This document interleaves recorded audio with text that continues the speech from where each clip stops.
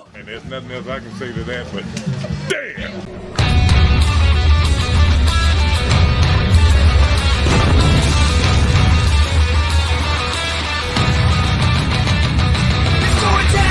This is Rasslin Rage.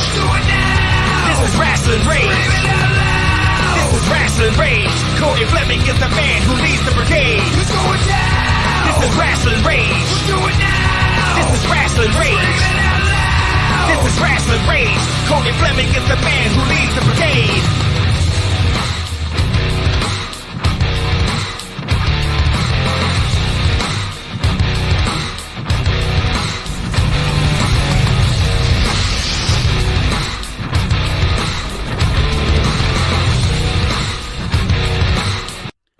Rasslin Rage t-shirts are available on prowrestlingtees.com/Rasslin Rage. Just click the link in the description to visit our store on Pro Wrestling Tees website. Every shirt is 100% cotton and available in sizes up to 5X. Show your love for Rasslin Rage and get yours today. Hey, hello everybody. Hello wrestling fans and of course enthusiasts. Welcome to another highly anticipated episode of Beyond the Mitten, Voyage of the Victors, right here on the Rasslin Rage YouTube channel. I am of course Cody Fleming and I'm thrilled you're joining me tonight. Before we dive into what promises to be an enlightening conversation with the remarkable Schwartzy, I want to take a moment to express our deep gratitude to our generous sponsors. Their unwavering support makes episodes like this possible, and we truly cannot thank them enough. Make sure you scroll into the description and give them a follow on all of their wonderful social media. Now, if you're as passionate about wrestling as we are and you don't want to miss out on exclusive interviews and content, make sure you smash that subscribe button that's down around here somewhere. If it's red, smash it, make it gray. And right next to that, click the bell to be notified when we go live and all that wonderful stuff. That way you'll be first to know when we drop new content or, like I said, we go live. All right, folks, we'll be right back very shortly with the man of the hour, Schwartzy. So grab your favorite drink, get comfortable, and stay tuned. You do not want to miss this. It is going to be super fantastic. It's time to talk about Michigan, independent wrestling. Tune into the channel, check your internet connection. Cody, Danny, Josh, they're the best at breaking down the matches into each and every segment. Michigan, independent. Check your internet connection. Cody, Danny, Josh, they're the best at breaking down the matches into each and every segment. Yo, welcome back, wrestling fans. I hope you got your questions and excitement ready because joining us now is a talent who's been making waves, not just in Michigan, but across the country, the incomparable Schwartzy. Welcome to Beyond the Mitten, Schwartzy. It's an honor to have you here. Yes, hello, Schwartzy here. Hi, Cody. How are you? I am doing good. How are you, sir? I'm not doing too bad. I've got a little something to smoke on. I've got a little sangria in the glass. My nails are fresh as clean, and I'm right here with my homie Cody. So, how can I be sad? How can I be mad? I'm glad to be here. All right, that's awesome, dude. All right, so let's dive in. Let's get into it. All right, so let's get it. Schwartzy, every great wrestler has an origin story. So do every great villain and superhero that's out there as well. Can you share with us how you first got involved in pro wrestling, particularly in Michigan's vibrant scene? Okay, so a lot of people think that I'm a Detroit guy. Now, I'm a Michigan guy, but I'm actually a West Michigan guy. I was trained by old-timer Jeff King and Frankie the Face originally. Oh, wow. I used to run a nightclub, which is why I'm so pretty sweet at throwing parties. I've had a lot of experience. I wanted to throw a professional wrestling show once.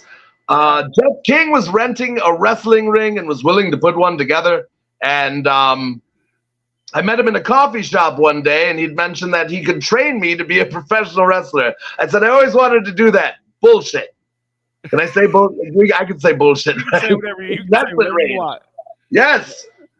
Bullshit. And he said, no, for real, I can do it. I know this gentleman, Frankie the Face, who actually originally trained Jimmy Jacobs and a lot of other West Michigan vets. Hype Jimmy Shalwin. Oh, nice. Yep. Game Boy Max Morrison, now known as just Max Morrison. He was the Game Boy then. But old timer Jeff King as well. And we set up his ring. He lived on a property with a cornfield. This is not, I'm not kayfabing a story for anybody. This is real. He lives on a property, a farm, and it had a cornfield on it. And I trained to wrestle in a cornfield. And it's hot. It's hot. It's nothing but corn and fields. It's terrible. But when you keep coming back to some bullshit like that, you know what I'm saying, baby? Like, you love it. You're here for it. This is the deal. You're addicted. You're in. It had it hooked with me. And I never looked back. Absolutely. That's great story. That's one of the cool things about professional wrestling. There's so many great stories about everything, really. I mean, the start, the beginning, the middle, the end. I say this a lot. There's a lot of people that'll take your money. They'll tell you they'll train you to be a wrestler, and that they'll give you your dreams and all that bullshit, and they'll fuck you over. But my vets were always good to me. I had good vets. I had wonderful, wonderful people in my life that trained me properly to be a professional wrestler. Guys like Josh Raymond were around. That was the guy you wanted to be like. He was always on Ring of Honor doing sweet shit. So we all wanted to be like Josh, yes. It was real cool stuff. Yeah. I'm a West Michigan guy. That's why you'll see me over at like Independence Pro Wrestling. I love West Michigan wrestling. I love what it did for me. I'm so grateful for everything. That's why you see me over in West Michigan quite a bit. It's true. That's good to know. Good to know. Yeah. So traveling, you're doing a lot of traveling. You're we're currently down in Indiana. You come to Michigan a lot, and you're quite a few other places too. So every great wrestler has or we already talked about that. Excuse me. You travel across. Are you drinking or am I? I think I might have had a couple dabs. There you go, Daddy. Yeah, you wrestled in various arenas and faced numerous opponents. What's been the most memorable city or venue for you, and why? Oh, the most memorable venue? Sure. Easily this last year, I wrestled on a goddamn naval ship. I think you saw. Do you see those pictures? Yes, that's cool. I know which one you're talking about on the west side of the state. When I wrestled on a goddamn naval ship. What is that? What is my life? We were Independence Pro Wrestling, getting all the plugs right now. God, good for you guys. They put us on a naval ship every year. They run a show on a naval ship, and we actually our locker rooms. Homie, we were changing in little port rooms, those little places with the decks and the bunk beds. Oh yeah, okay. That we each two of us grabbed one apiece and just bunked up. That was our locker room. It was the coolest place I've ever wrestled. Coolest venue ever. Nostalgia-wise, to wrestle, I wrestled in the East. I call it the ECW arena still in Philadelphia. I had the pleasure and privilege to be able to wrestle in that building a handful of times when I was portraying the Hebrew Hammer. What a gem he was. What a sweet boy he was. But getting Blizzard suplexed off the top rope and almost dying for the game, baby. But ECW arena, and the Evansville Coliseum has got to be third. Oh, wow. We got a list. Rock won his first title in the Evansville Coliseum. It's true. Wow. That's really good. That's a good story, too. I love it. So can you recall a specific match or moment that solidified your decision to pursue wrestling on a national scale? No, because I always wanted to. Once I was trained and they cut me loose, yeah, I already knew I wanted to be everywhere. That was the idea. Is I wanted to I got into this because I wanted to travel. I know a lot of people are like, whoa, you can leave your state and there's other promotions and there's, you click your heels 3 times and there's no place like home and all that bullshit. But I always wanted to go other places. I always wanted to get out. I always wanted to be in California or over on the East Coast in New Jersey or some shit like that. I always did. There was no match that solidified that for me. I always wanted to do it. And the minute I was cleared and trained, I was in Northern Indiana every weekend. And then once CJ Otis opened his card for me, I came down to Indianapolis, Indiana and worked for Independence Pro Wrestling. And I'm wrestling guys like Chuck Taylor and Ricochet and John Moxley. And these guys are cutting their teeth too. I mean, what a gift it was to get out. And I was reassured right off the bat, this is why you get out. Yeah. But I never wanted to be just in one place. That's Top of the Rolling great Stone. answer. Yes. That is a great answer, man. That is nobody's answered that question like that. So how does the wrestling scene differ from state to state? And I know that's a very broad question. You can say a lot of different things about that. Are there any stark contrasts between Michigan and other places you've wrestled? Oh yeah. So there's tons of differences. Obviously, you know, the people, the culture, the way they call matches, the style, the this, the that, stuff like that. But it's also the same in its basics of, like, you know, have good etiquette, you know, be kind to everybody, help out where you can, make yourself valuable.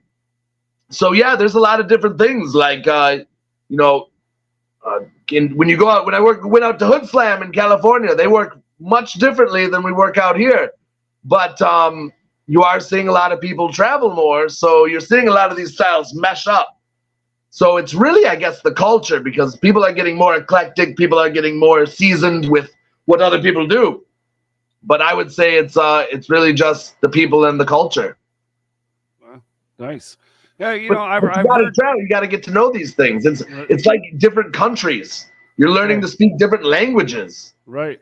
And then there's a lot of adaptation that has to happen when you're traveling, I'm sure, like, you know, like having to adapt to the crowd because, you know, of how they react to things, of course, right? Yeah. I mean, listen, it's always good. No matter where you go, no matter what state you're in, no matter what country you're in, Okay. it's always going to boil down to the people. Always. No matter what, 100%. Get that ego out of the way. Ladies, gents, and non-binaries, like, get it out the way. It's all about the people. It's not about us. Fair enough. Very fair. How does the wrestling scene differ from state to state? Is there anything like other huge differences, like other than the people? I mean, other than the ability to draw, you know, it depends on, like, what states draw better than others. But Right. I mean, I've seen small towns in the middle of nowhere where that's all there is to do, and the whole 300 people town come out. And they're buying merchandise, and they're supporting the thing, and they're really buying it in, and the whole nines. But I've seen shows in the huge cities draw dog shit. I've seen 15. I've performed in front of 2 people in Chicago. Whoa. Yeah, Chicago proper. This was years ago. I Wow. broke my knee that night. It was terrible. But I mean, it's all about advertising, getting your product out there. State to state, you know, I don't know. It's really just boils down, like I said, the culture. That's really it, huh? All right. Well, traveling and constantly performing can be grueling, right? So Absolutely. what's been the toughest challenge you faced while on the road, and how did you overcome it? Excuse me. On the road, Yeah. I mean, general car issues. I think General that's automotive I issues. I think that's going to be a major. That has to be a major thing for wrestling. That's Is cars. Yeah. You know, I've always found a way to find a job that works with wrestling when I've had to work and stuff like that. But it's honestly, the biggest issue for me is the cars, is getting around, is the travel itself. Yeah. I will always find a way. There's a bus, there's a car, there's this, there's that. Someone's going in some direction, but general, not hitting a deer and not blowing a tire and all that good stuff. Yeah, that's got to be. And I mean, I've blown a tire on the expressway once, and I had a broken hand, and it sucked, but I still made way. But Sure. Just that in general, and then the stress of you're trying to get somewhere by a certain time, that has to weigh on you too. You know what I mean? Especially Falling asleep. Yeah. We used to make these long runs down to Florida. 16-hour drives. We used to drive to Oakland, California, 32 hours. We used to drive to Colorado, 16 hours. We still go to New Jersey, 11 to 12 hours. Boom, boom, boom. They're falling asleep. There's a lot of the homies that get in car accidents because they don't pull over and just cut their losses and say they need a nap. So that's crazy, man. That's a lot of driving. So, there are a lot of young cats getting into wrestling and older cats too. It doesn't matter when you get involved, but there are a lot of people that are getting involved, and there's a lot of schools that are now, throughout the country. There's some well-known ones, some well-known ones, but there's a lot of wrestling schools where people are getting trained. Those of us know that, there's on the west side of the state, Josh Raymond and those guys are training out there. And then you got the House of Truth, and, you got a few other schools here in the state. There's countless young talents looking up to you, though, because you're working with a lot of these guys, right? And ladies and non-binaries, but hoping to make a name for themselves. What's the one piece of advice you'd give to someone just starting out in the professional wrestling industry? Well, I'll give you my secret weapon, the thing that's always worked for me and Randy forever.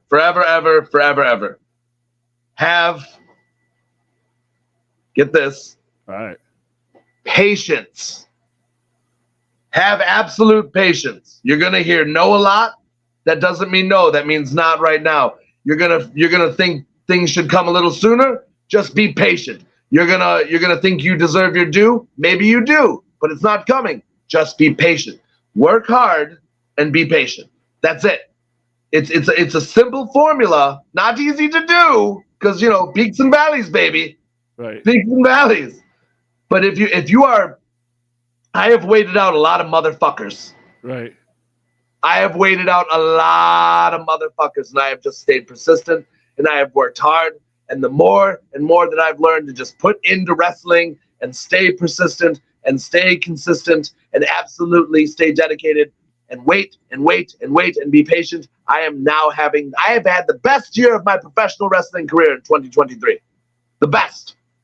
I am going to be in a lot of states in October. I have been able to travel this whole entire country, this whole entire year. I've won a deathmatch championship, somebody like me, you wouldn't think that would happen. No, you're absolutely correct. And I don't take that the wrong way. No, that's the point. Is I have had a banner year, and all I've done is worked hard, stayed patient, and be good to people. That's pretty damn good advice, and that's new advice. I like that one. Be patient. Be patient. Work hard. Be patient. That's very good, man. Never comes on time, but it comes.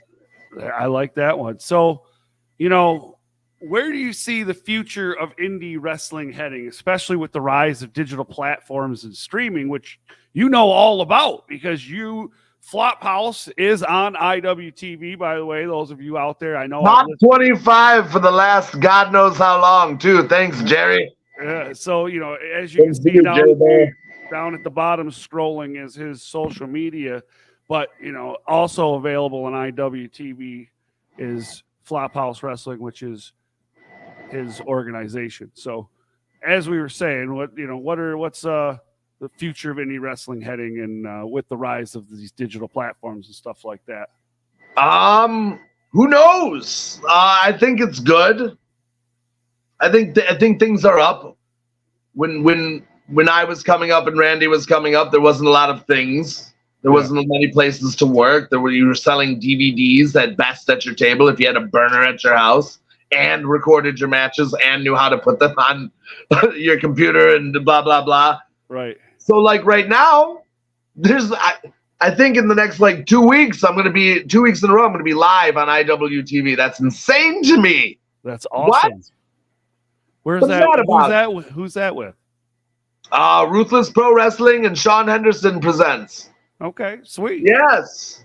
But it's so great that that we can do that we're live. And then on top of it, if you didn't see it, it's saved in a file format. If you pay $9.99 and use promo code Flophouse for 3 free days, by the way, and you can just go and click on that and watch anything whenever you want. And on top of it, they found a way to monetize it for us. So once you've, I put it like this: you sell tickets to a show, you sell merchandise at the show, you've made all the money you can on the show itself, the physical show, the day it happens. But you've got this wet rag and you got to squeeze it out. You should always be trying to make as much money, making reels and all that good stuff. That's just the way the media works. Yeah. So the fact that I can take this show, put it right on IWTV and get, people to not only view my product, but I get paid for it as well. That's fantastic. Absolutely. That's great. It's good.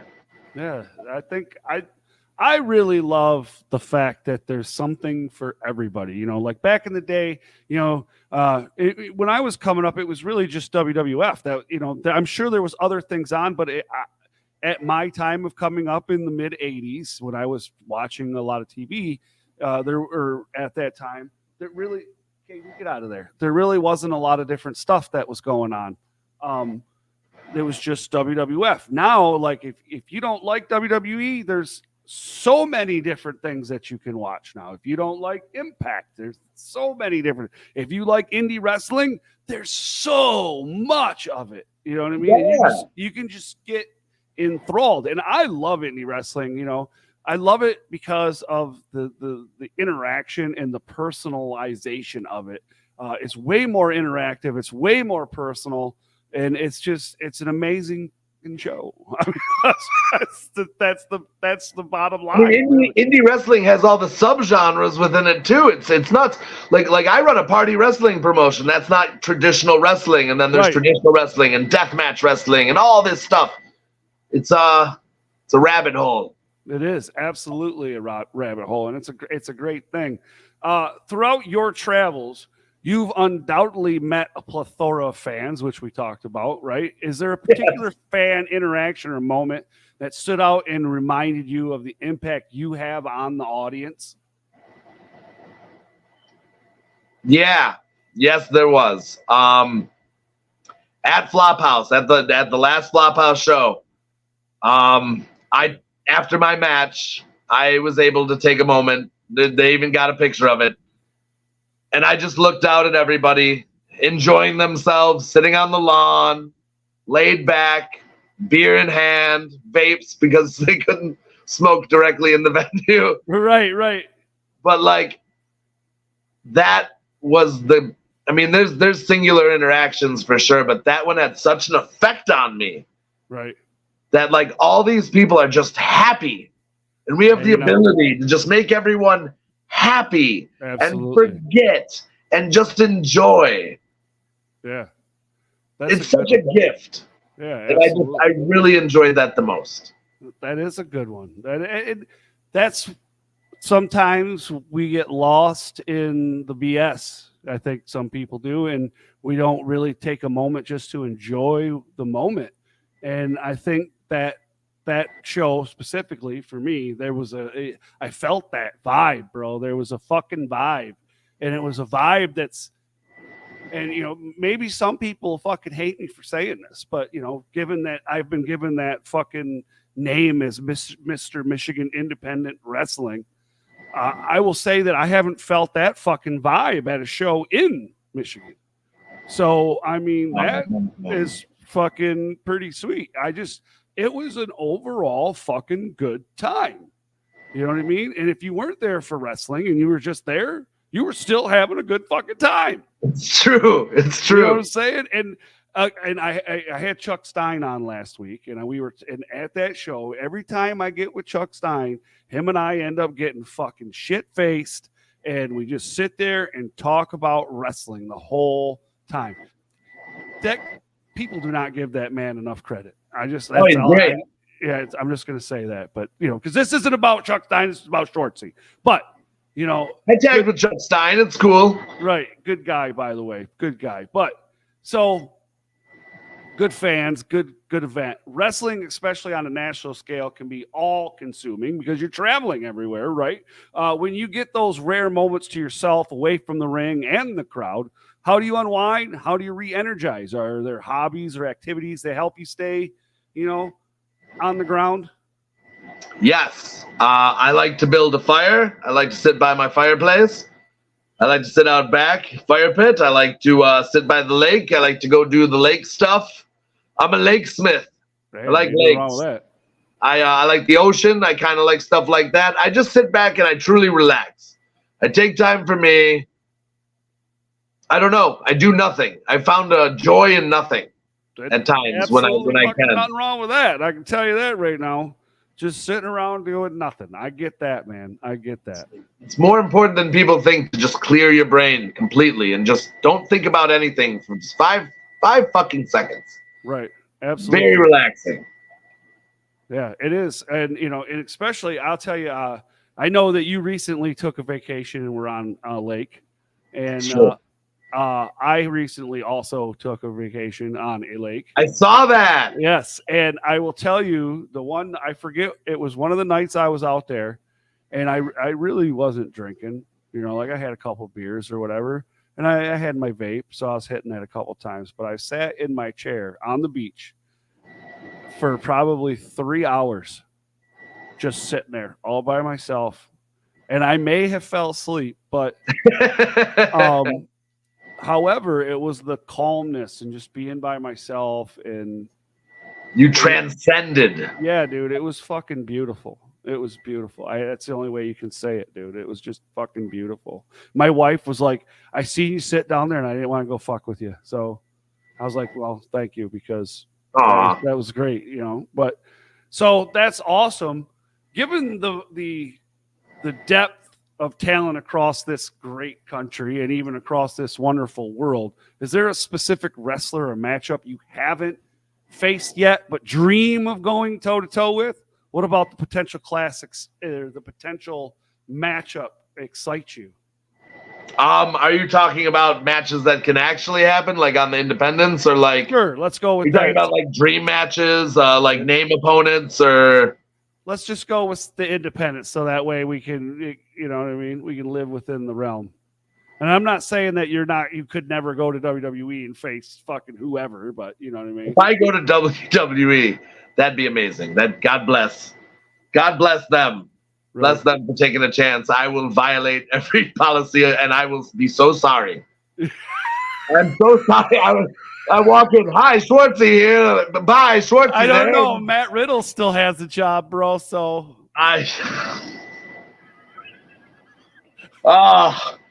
good for them if they do. God bless. I don't know. I mean, I have a list. Okay. But I don't like to share that list with people. That's will fair. say, That's fair. I'll give you this. I would like to face Dad one more time. Okay. I would like the old timer Jeff King. I would love him very much. That would be a treat for me. Now, are you talking on a standard 1v1, or are we talking some kind of death match? I'll take anything. Okay, I'll take it anyway. Fair. That's fair. And he's recently back to the spot, so it's definitely a good time, man. But if there is a possibility, if we're going with a name, Rob Van Dam, somehow you catch this, come get it, Papa. That's hey, you never know, man. You just never know. Give me motherfucking Rob Van Dam skis, baby. I think he's supposed to be in Battle Creek in a couple weeks, so I know. There's that. But Brian Cage has way more abs than me, so that's true. He's got way more. I think he's probably got more abs than you and I put together. He is an ab. So, Schwartzy, I can't thank you enough for taking the time to join me today. Your insights, the story, the advice you have undoubtedly resonated with our viewers, whether they're lifelong wrestling enthusiasts or newcomers to the scene. Dude, it's awesome having you on. I always enjoy your company. You're a legit dude. We've had a couple conversations. I remember I go back to Ruthless Pro, my very first, it was my first or second Ruthless Pro. It was my first. I've only been to two, but the Ruthless Pro, and you, me, Randy, Chuck Stein, we were all just kind of chilling out, talking there at, after your guys' match. And, we just had a good conversation about wrestling. And I enjoy that. I just like having a conversation sometimes and it not being about business. You know what I mean? But I just, on a more personal level, dude, I appreciate you. I appreciate the things that the positive message that you're putting out there, not only to the wrestlers, but into the scene. Thank you. You're absolutely welcome. That's so kind of you. Thank you. No, man, because I think we need more of that. I think we do. And I think, I have a good friend of mine, everybody that may know him, his name's Mark Ross. I haven't talked to him in a while, but Mark Ross and I go back a ways. And the one lesson that he taught me, he's younger than I am, and he taught me a lesson. So, but that's fine. But the lesson he taught me is all we have is each other. And if we all ain't lifting each other up and all we do is tear each other down, we ain't never going to get nowhere, man. So it's true. We all have to start trying to lift each other up, man. I'm not trying. Sorry, I don't say that word. We have to start lifting each other up.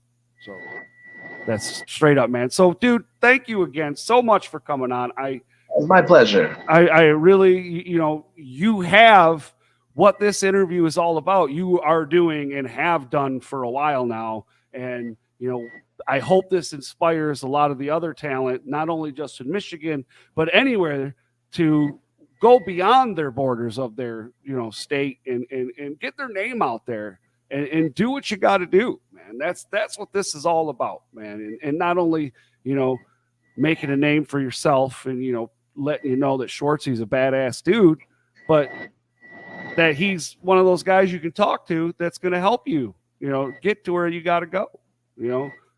That's an awesome thing to have. And a lot of people like that are hard to find. So, to the amazing people that are watching now, or maybe you watch later, thank you for tuning in. I'd say thank you. Your support, comments, and engagement fuel our passion to bring all of these wonderful conversations to you. Remember to smash the thumbs up if you enjoyed tonight's episode. And if you haven't already, hit that subscribe button. Make it gray for more captivating interviews and wrestling's finest. I think I'm finally going to take a week off from one interview. We'll see. Stay connected with us on social media at Rasslin Rage. That's on all social media for updates on upcoming episodes, exclusive content. We have some really thrilling guests coming up in the future. Before we sign off, Schwartzy, any final words or shout outs? Hey, smoke weed every day. and that is from your kamikaze champion, RPW, Remington Roar. You're next. Ooh. And Rasslin Rage approves this message. But that's great. I love it. Fantastic. Once again, thanks to Schwartzy and all of you watching. Stay passionate. Keep supporting indie wrestling, and we'll see you next time on Rasslin Rage. Until then, stay safe and keep the wrestling spirit alive. Thank you, everybody. I am going to be out of here in 3, 2, 1.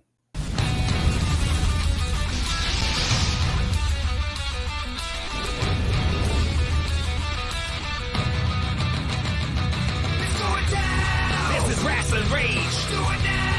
This is Rasslin Rage. This is Rasslin Rage. Cody Fleming is the man who leads the brigade. This is Rasslin Rage. This is Rasslin Rage. This is Rasslin Rage.